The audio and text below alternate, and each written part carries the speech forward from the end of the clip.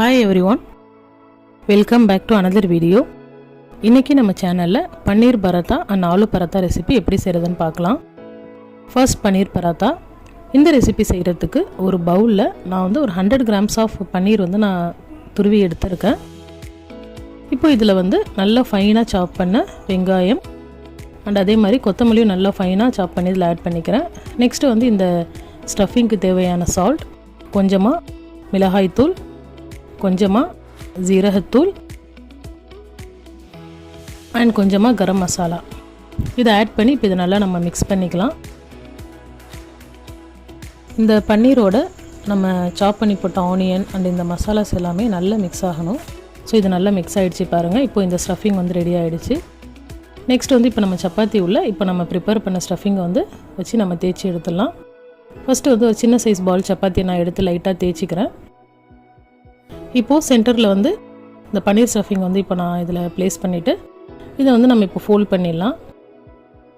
சைடுல வந்து இப்போ இந்த ஃப்ளீட் எடுக்கிற மாதிரி நம்ம ஃபோல்ட் பண்ணி டாப்ல வந்து நம்ம மெர்ஜ் பண்ணிக்க வேண்டியதான். இப்போ பாருங்க நான் கொஞ்சம் சின்ன சைஸ் பாலா எடுத்துக்கிறதால டாப்ல வந்து எனக்கு மாவு வந்து எக்ஸ்ட்ரா வரல. வந்திருந்தா அத நான் கட் பண்ணி எடுத்துர்ந்திருப்பேன். இப்போ இத வந்து நம்ம ரொம்ப அழுத்தி தேய்க்காம லைட்டா வந்து நம்ம தேய்ச்சி எடுத்துக்கலாம்.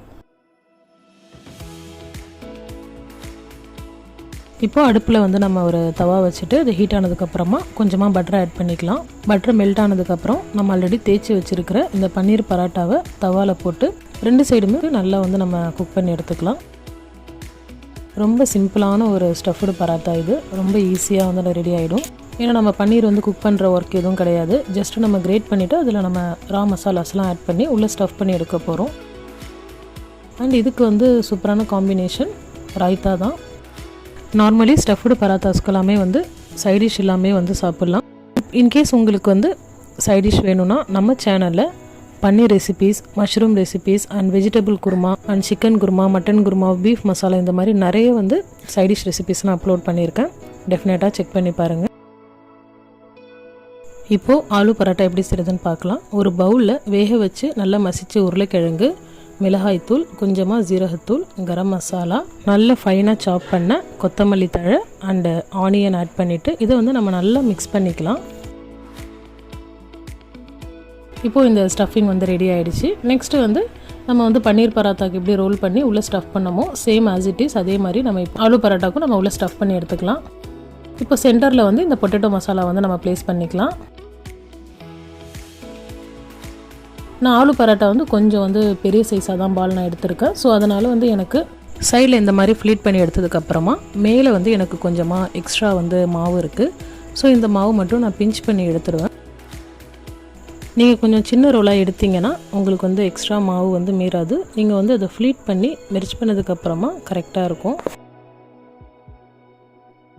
இப்போ இந்த ஆலு பராட்டாவை நம்ம ரொம்ப பிரஷர் கொடுக்காம ஜென்டலா வந்து நம்ம தேய்ச்சி எடுத்துக்கலாம். இது தேய்ச்சி எடுத்ததுக்கு அப்புறமா தவால ஆட் பண்ணி நல்லா வந்து நம்ம டபுள் சைடுமே குக் பண்ணி எடுத்தா சூப்பரான ஆலு பராட்டா ரெடி.